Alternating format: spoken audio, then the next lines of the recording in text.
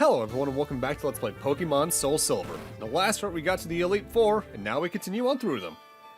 I am Bruno of the Elite Four. I always train to the extreme because I believe in our potential.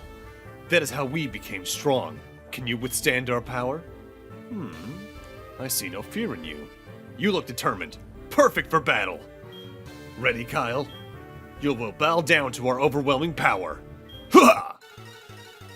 Bruno is fighting type focused, and that's actually apparent in this version, unlike the original Gen 1 where he was very rock based. Starting off, he's throwing out his Hitmontop, technician for its ability, dig, counter, triple kick, and quick attack. So if you throw out a ghost type, it kind of gets a little confused on what to do. Technician powers up the Pokemon's weaker moves, so anything less than 16 power gets increased, I think, by 50%, somewhere abouts there. Hitmontop is also a completely new Pokemon for Gen 2 pure fighting type, so it is weak to Psychic, Flying, and eventually Fairy. Hitmontop's got a surprisingly high special defense stat and okay physical stats overall. If I were to compare it to the other Hitmons though, I'd still say go for Hitmonlee. Though if you're trying to go for Pokedex completion, Hitmontop is a nightmare to get. Because, well, we'll see it down the line, but all three Hitmon share the same base Pokemon, and you could get one at this point, I think, by exploring Mount Mortar in more depth now that we have, like, Waterfall. But I'm not going to do that until towards the end of the project from memory, so, we'll see that down the line. It's rare, but I've always loved when the AI of the opponent Pokemon just can't figure out what to do because either you're immune to most of their stuff, or they're trying to prioritize the wrong thing in a weird way. One of my favorite instances of that I think was always, I forget which version of the old Gen 1 it was, I want to say it was Red and Blue, more so than Yellow, because I think they fixed it for Yellow, where every single one of Giovanni's Pokemon, I think almost only had ground-type moves or something like that. At least one of his key members did.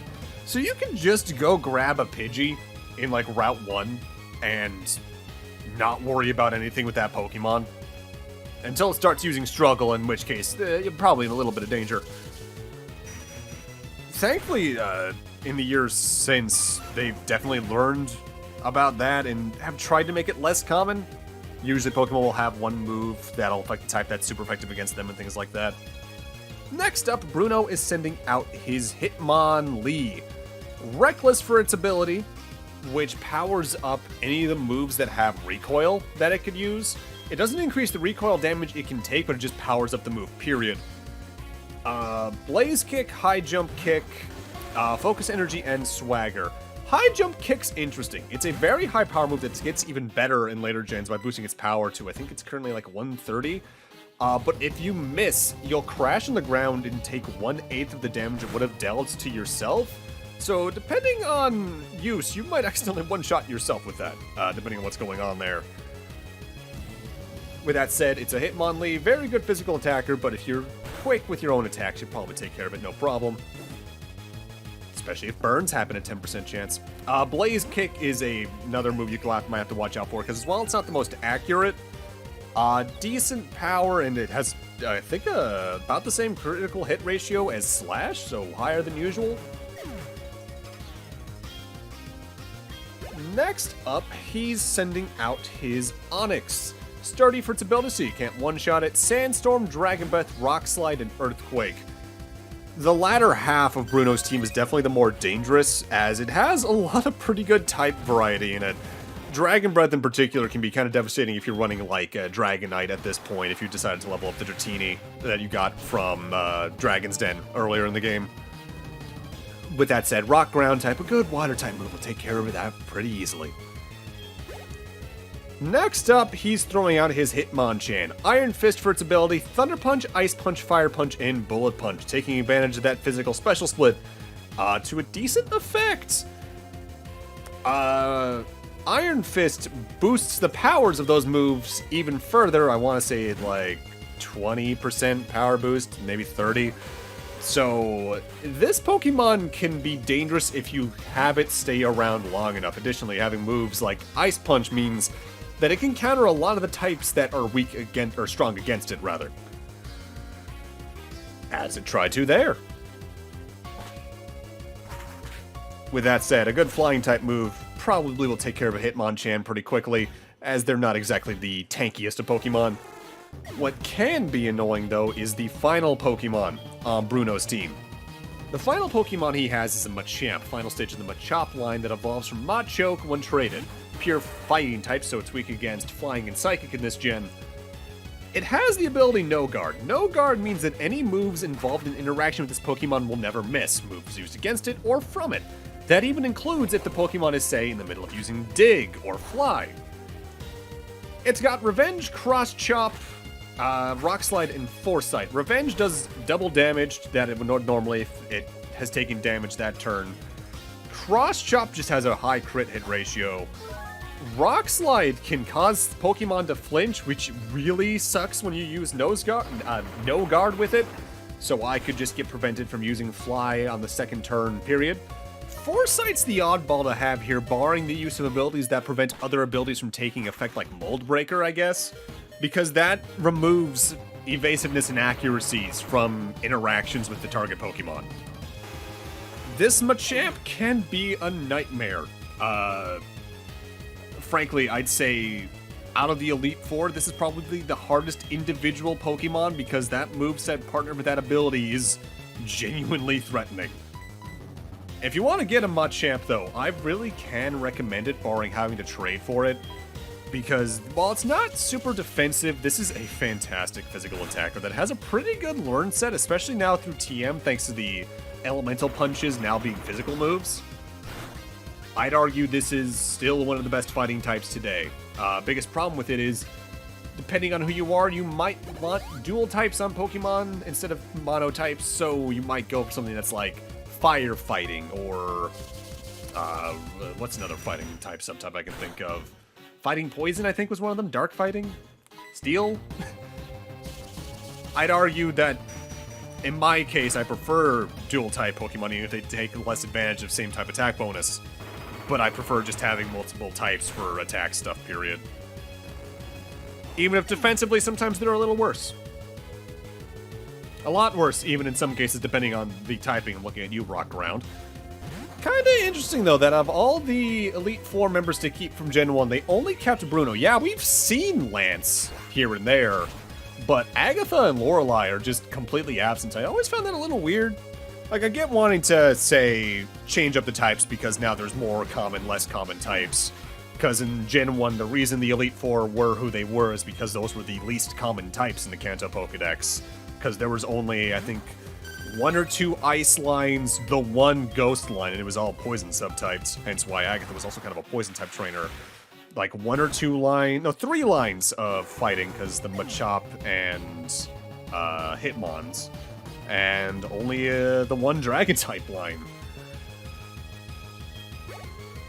Kinda weird looking back with how Gen 1 balanced its Pokedex. Why? How could we lose? Because I got cooler movesets, I guess? I don't know.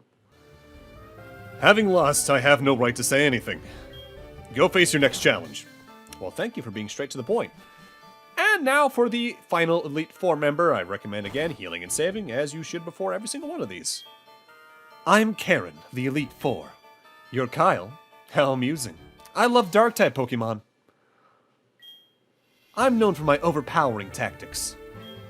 Think you can take them? Just try to entertain me. Let's go. Interestingly, Karen is the only Dark-type specialized important trainer in the series from memory until Gen 7 and 8.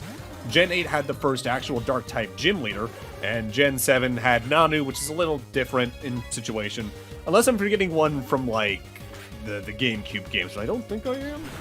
Starting off, Karen's throwing out her Umbreon Synchronize for its ability, so be careful with status ailments, Double Team, Confuse Ray, Feint Attack, and Payback.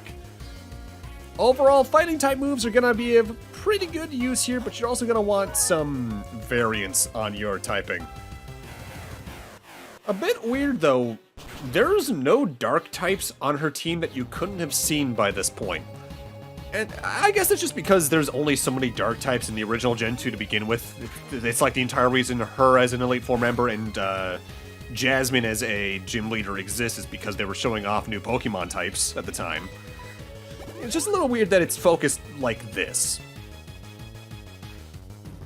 And I guess they do tend to do that a little bit whenever they introduce a new type, because Gen 6, they had the Fairy-type gym leader, and if memory serves, the Champions team was Fairy-type in basis.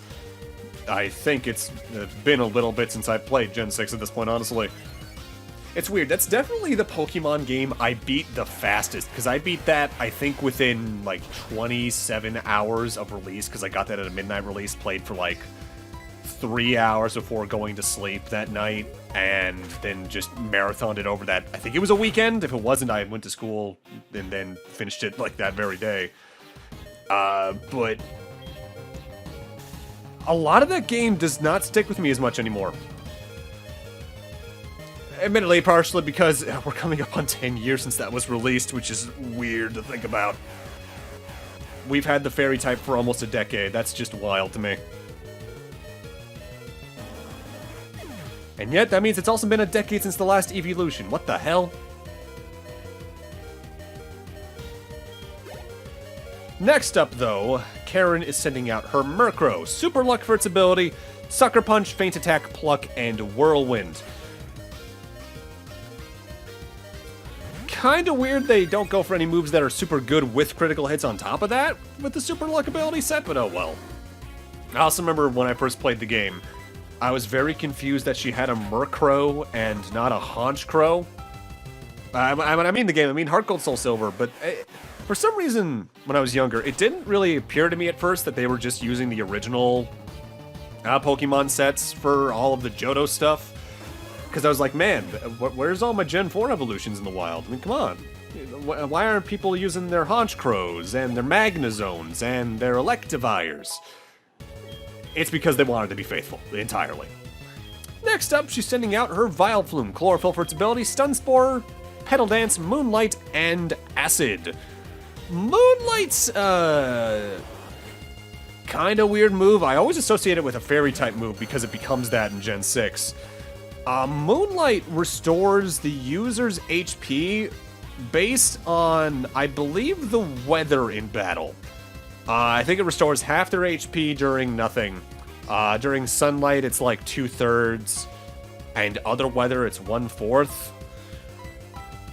In the right hands and moveset, that could be an absurdly useful healing move, which means, as an AI using it, they are either going to be really good at using it well, or they'll fail at it completely. With that said, being a Vileplume, just throw a Fire-type out, you got nothing to fear. Next up is her Gengar. Levitate for its ability, Focus Blast, Destiny Bond, Spite, and Lick. A bit of a weird moveset to give a Gengar. Focus Blast is a very high power but low accuracy move that can lower the target's special defense, which would make sense to have on a Gengar if you had any special stat using moves, but this one doesn't, because Lick's also physical, and Destiny Bond and Spite are both status types. Kind of a weird move set. Also, I forgot to completely mention this back when I did the physical special split explanation back in part 1. Gengar was especially improved by the physical special split because now both of its moves can be special type instead of just physical, because I believe Poison also used the physical stat back when. And her final Pokemon is a Houndoom. Flash Fire for its ability, so you cannot damage it with fire moves, period. In fact, it'll power up its moves if you do so. Nasty Plot, Dark Pulse, Crunch, and Flamethrower. This is easily her hardest Pokemon. Nasty Plot, in particular, by the way, raises the special attack stat of the Pokemon who uses it by 2 stages. So if it uses that and then starts spamming the Flamethrower, you could be in a tight spot. Honestly, a pretty good showing for a Houndoom, all things considered. Also, genuinely always been one of my favorite Gen 2 Pokemon designs. It's just such an effective way to make a fire and dark type. I don't know why. You're no ordinary trainer to have gotten this far. Well, yeah, I would hope so. If every trainer could get this far, we'd have a new champion every 5 minutes. And given how many Pokemon games are played in the wild every day, that's probably not too far from the truth in reality.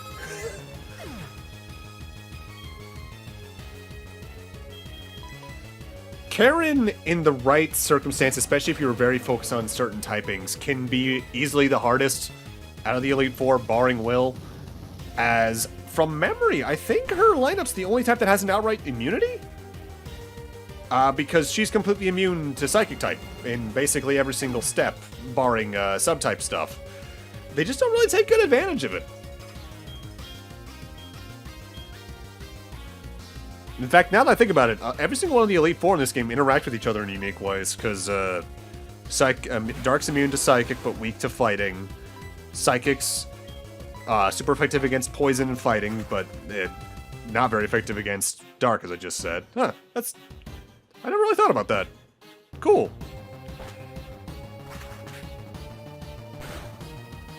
Is this the hardest Elite Four in the series?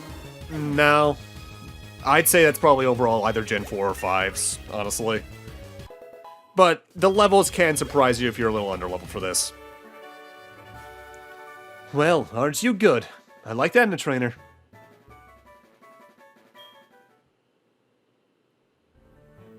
Strong Pokemon, weak Pokemon. That is only the selfish perception of people. Truly skilled trainers should try to win with the Pokemon they love best. I like your style. You understand what's important. Go on. The champion is waiting. Oh boy. Time for easily the hardest out of these 5 fights, and for good reason, given the typing, if you can't tell based on the Dratini statues around us. Save up. You're gonna want to. Hey there, old friend. I've been waiting for you. Kyle. I knew that you, with your skills, would eventually reach me here. There's no need for words now. We will battle to determine who is the stronger of the two of us. As the most powerful trainer and as the Pokemon League champion, I, Lance the Dragon Master, accept your challenge.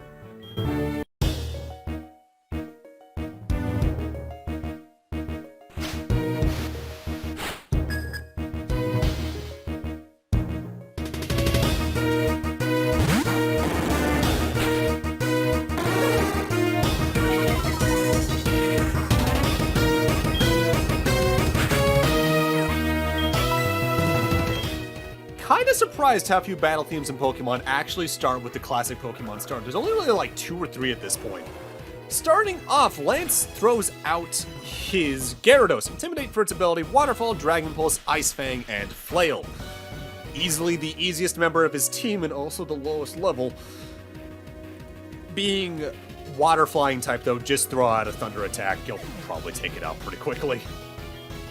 Next up, his typing becomes very clear, because his next Pokemon's where he starts to throw out his namesake Dragon Pokemon, his first Dragonite. I say first because he has 3 of them, and only one of them is a different level than the other 2. This one, though, is the highest level one, the ace of his team. Level 50, Inner Focus for its ability, holding a Citrus Berry, Outrage, Safeguard, Hyper Beam, and Fire Blast. Dragonite's also a new Pokemon. This evolves from Dragonair at level 55, so what the hell is going on here, Lance? All 3 of yours are below that, you cheater. Dragon Flying type, so it is weak against Rock, Ice, Dragon, and eventually Fairy. Ice is your best bet there, though, because of 4 times weakness. Immune to Ground. Dragonite's fantastic. You really can't get around it. High attack stat, high special stats, good defense, good HP. The lowest stat it has is its speed. And its speed is still a higher stat than I'd say at least a third of all other Pokemon in their final stages.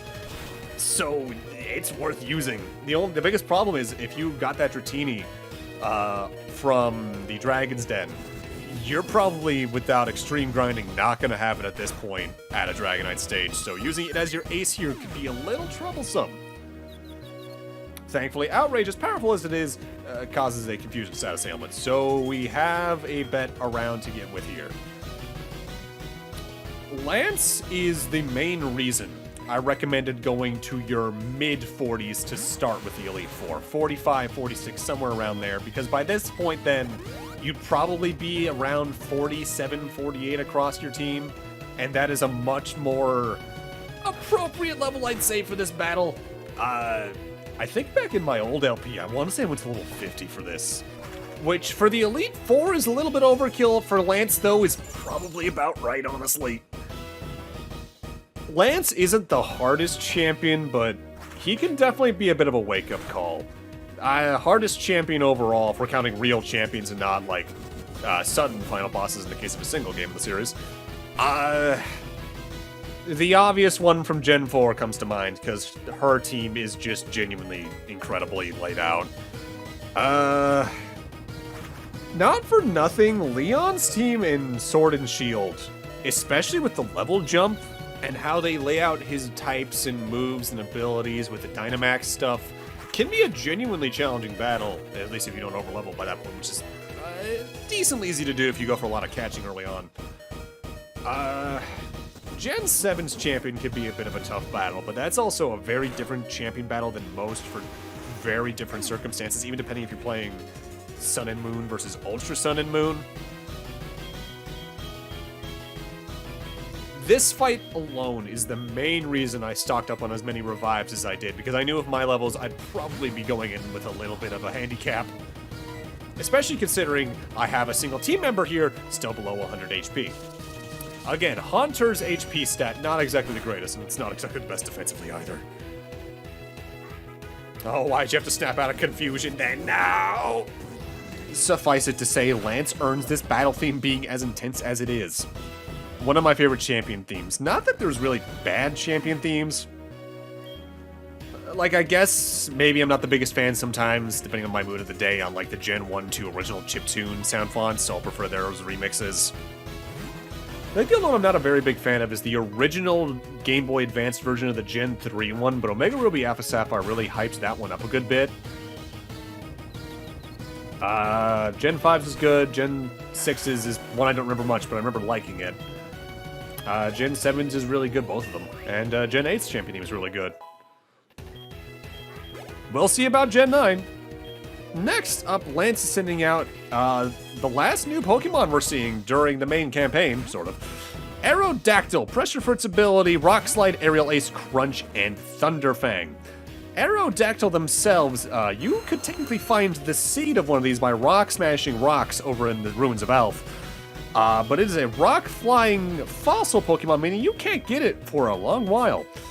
Weak to rock, steel, water, electric, and ice, immune to ground. This is one of the fastest Pokemon from the early gens. It could even compete with Kenny's base speed. It's ridiculous, and it can also throw out its physical attacks pretty well, which means its typing can be super useful for that, even prior to the physical special split. If it has one downside, it's not very good at defending, but it's meant to get its shots in and get them in quick. And its Mega Evolution they gave it eventually even made that stronger. I didn't really used to like this Pokemon too much. As the years have passed, I've definitely grown a lot softer on it. Looking back, it's probably, use-wise, my favorite of the Gen 1 fossils nowadays. Even if design-wise, I think Kabutops is cooler looking. And they even get around one of its weaknesses with Thunderfang. Ah, God, that's gonna hurt. Oh, God, oh. Let that show. As good of an HP stat as Vaporeon has, still lost over half of it with one physical attack and super effective. Play to your Pokemon's strengths. Even Pokemon that aren't the best at it sometimes will surprise you. Ow!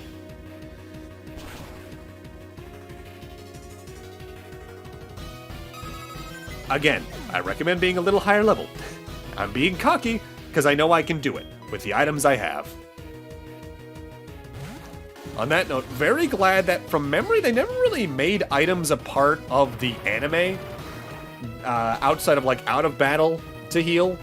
Because if I had to watch a 6-episode-long battle where Ash kept on getting, like, let's look at, like, the Gen 6 anime, for instance. If he kept on getting the type advantage on that Greninja fight down to, like, almost no HP, and then a full restore was used, extending that fight by another 2 episodes, I'd be pretty upset. I don't think the champion fight's that long in that section, but that's just for hyperbole. Now, I'm not sure which of his other 2 Dragonites this is, because both of his other 2 Dragonites are level 49. And they share 3 of the same moves and ability. Both have Inner Focus for their ability, both have Dragon Rush, Thunder Wave, and a Hyper Beam. What's different is their 4th move. One has Thunder, the other has Blizzard. So throwing out Pokemon against which one of these can be a little bit of a choice, because say you throw out some water type that has an ice type move, like Chris does. This could be the one that has Thunder, and I'm in trouble. If it has Blizzard, I'm probably safe. This is a reason I'm not a fan too much of main campaign Pokemon trainers having multiples of the same Pokemon, at least when it comes to like boss fights, because I'm like, well, I'm either screwed or I'm in the best position I can be. I'm screwed. I get it in cases like this where there's just not too many of the Pokemon in the original version, because, how many Dragon types were there at this point? I think it was still just, at least in the original Gen 2, I want to say it was still just the Dratini line and now Kingdra? Because I don't remember any of the other ones being Dragon type, not even any of the legendaries. There are Dragon-ish Pokemon in aesthetic that make up the other half of his team, as we've seen like Gyarados, Aerodactyl, and the third one. But yeah, it really took until Gen 3 for them to add like 2 or 3 more lines of Dragon-type Pokemon the entire way, huh? And then they just kept on kind of running with that, with a major Dragon-type every gen, just about. And usually they're one of the pseudos. It's like Dragon's kind of a busted type until Fairy gets added to actually counter it. Who knew? I will say, though, I've always loved Dragonite's design. I don't know why. It's a threatening Pokemon to face, but it's so adorable. And then I remember the, like, 40-foot tall one from the one episode of the Gen 1 anime, and I'm immediately frightened again. This is a case where you probably should have more than just the one Ice-type move on your team, let alone on someone that's not just a Water-type, if you can, in any way. Go get Ice Beam, maybe, from the, what's it called? Game Corner if you can, no matter what gen you're playing, because you're gonna want moves that are good here. And this is his third Dragonite. This is the one that has Blizzard. You know, I get you're the Dragon-type tamer, and there were only so many Dragon types, but 3 Dragonites, Lance? Come on, man. Vary it up a little bit. You're like me playing Black and White when I was younger, and for some reason only having 4 Fire-type moves on my Emboar. Come on. Vary it up. It's the spice of life in this case. Plus, I'm really scared of Dragonite, and they're kind of kicking my ass. Come on, man.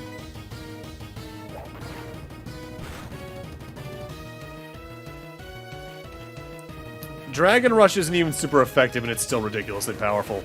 Mind you, it is a physical attack, so it's using the high physical attack stat, but that with a 20% chance of flinching, that is a rough move.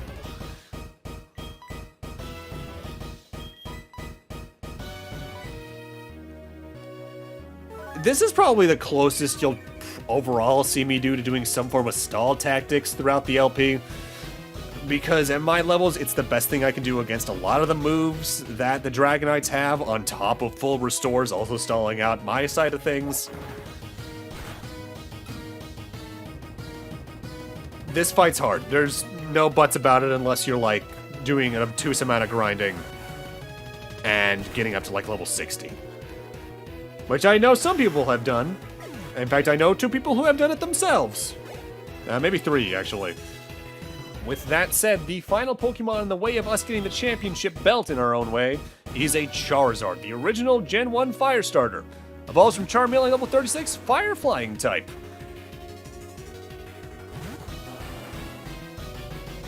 Alright, I thought this would never happen.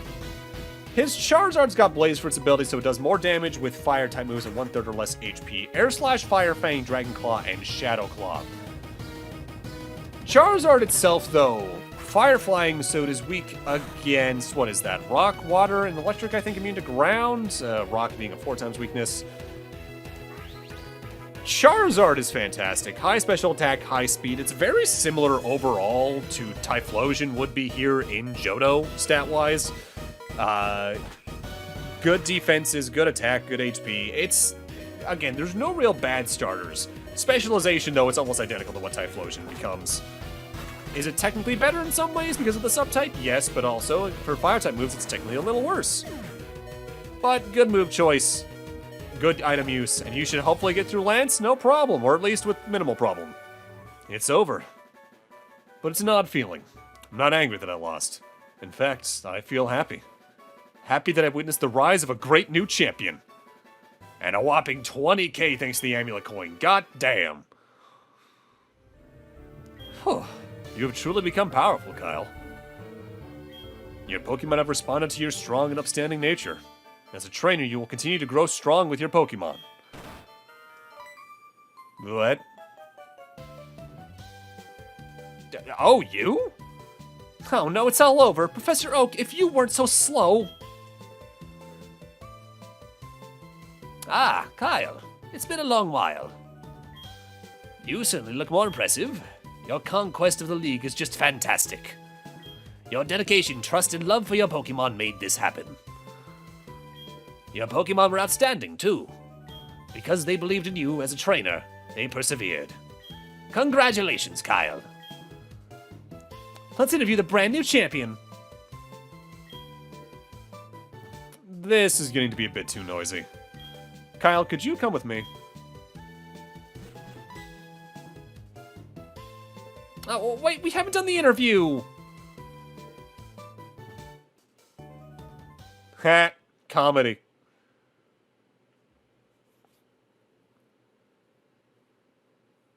It's been a long time since I last came here. This is where we commemorate the League champions for all eternity. Their courageous Pokemon are also inducted. Here today, we witness the rise of a new League champion. A trainer who feels compassion for and trust toward all Pokemon. A trainer who succeeded through perseverance and determination. The new League champion who has all the makings of greatness. Kyle, allow me to register you and your partners as champions.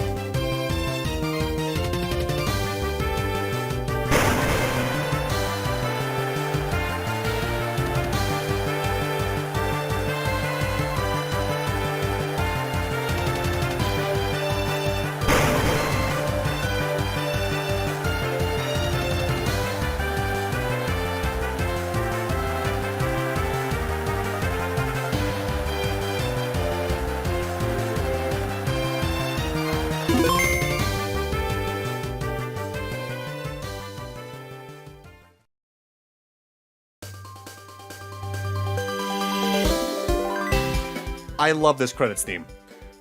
That's Heart Gold and Soul Silver's first half. We're nowhere near close to done. We're not even putting main story finale in the title. Everyone knows about the latter half of Gold and Silver and Crystal and its remake. And if you don't somehow, I'm not going to spoil it right now. Wait until next part, duh. But I guess I might as well talk about the journey through Johto for right now. Johto starts off super strong in my eyes. Through Ecruteak City, it's a solid curve with a very good pace of action, Pokemon being introduced and everything. And they keep the pace of the Pokemon being introduced in the latter half of it.